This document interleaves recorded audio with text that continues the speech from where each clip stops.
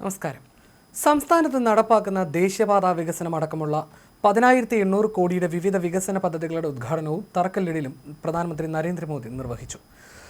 ദേശീയപാത 66-ന്റെ ആദ്യ റീച്ചിന്റെ ഉദ്ഘാടനവും പ്രധാനമന്ത്രി നിർവഹിച്ചു. കൊച്ചിയിൽ വരുന്നത് എപ്പോഴും നല്ല അനുഭവമാണെന്നും 10,800 കോടിയുടെ പദ്ധതികളിലൂടെ ഈ നാടിന്റെ വികസനത്തിന് വേഗത വരുമെന്നും പ്രധാനമന്ത്രി പറഞ്ഞു.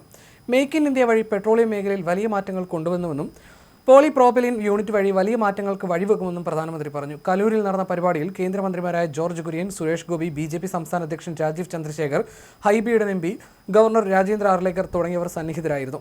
റോഡ് ഷോയ്ക്ക് ശേഷമാണ് കലൂർ സ്റ്റേഡിയത്തിലെ വേദിയിലേക്ക് മോദി എത്തിയത്. കേരളത്തിന്റെ വികസനത്തിന് വേഗം പകരുന്നതിനുള്ള അവസരമാണ് ഇന്ന് കൈവന്നിരിക്കുന്നതെന്നും പ്രധാനമന്ത്രി പറഞ്ഞു. ഉദ്ഘാടന ചടങ്ങിൽ പൊതുമരാമത്ത് മന്ത്രി മുഹമ്മദ് റിയാസിനെ ക്ഷണിക്കാത്തതിനെ തുടർന്ന് സർക്കാർ ചടങ്ങ് ബഹിഷ്കരിച്ചു. സമാന്തരമായ ഉദ്ഘാടനവും തീരുമാനിച്ചു. മുഖ്യമന്ത്രിക്ക് ക്ഷണമുണ്ടെങ്കിലും പങ്കെടുത്തില്ല.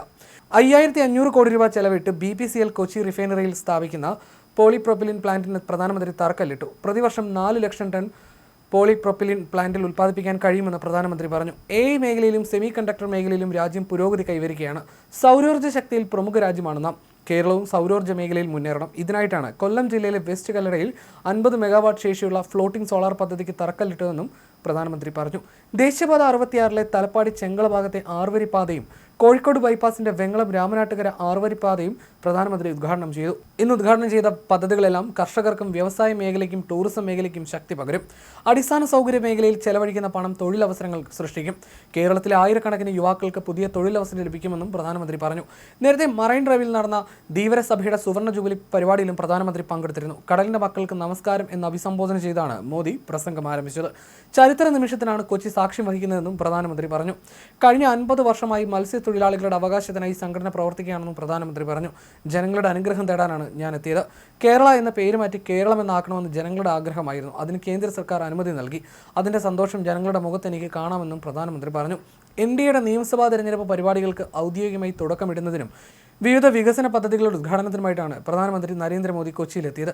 കൊച്ചിയിലെത്തിയ പ്രധാനമന്ത്രി നരേന്ദ്രമോദിയെ നെടുമ്പാശ്ശേരി വിമാനത്താവളത്തിൽ സംസ്ഥാന ചീഫ് സെക്രട്ടറി ഡോക്ടർ A. ജയതിലകിന്റെ നേതൃത്വത്തിലാണ് സ്വീകരിച്ചത്. ഉച്ചയ്ക്ക് 11:45 മോദി വിമാനമിറങ്ങിയത്. DGP റവാഡ ചന്ദ്രശേഖർ, ജില്ലാ collector G. Priyanka, rural SP Sudarshan തുടങ്ങിയവരും ചീഫ് സെക്രട്ടറിക്കൊപ്പം ഉണ്ടായിരുന്നു.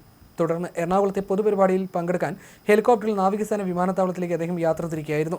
നാവികസേന വിമാനത്താവളത്തിൽ നിന്ന് റോഡ് മാർഗമാണ് മറൈൻ ഡ്രൈവിലെ ധീവരസഭയുടെ ഗോൾഡൻ ജൂബിലി ആഘോഷ പരിപാടിക്ക് എത്തിയത്. ഇതിനുശേഷം കലൂർ സ്റ്റേഡിയത്തിൽ നടന്ന റോഡ് ഷോയ്ക്ക് ശേഷമാണ് കേന്ദ്ര സർക്കാരിന്റെ ഔദ്യോഗിക പരിപാടിയായ വിവിധ വികസന പദ്ധതികളുടെ ഉദ്ഘാടന ചടങ്ങിലേക്ക് മോദി എത്തിയത്.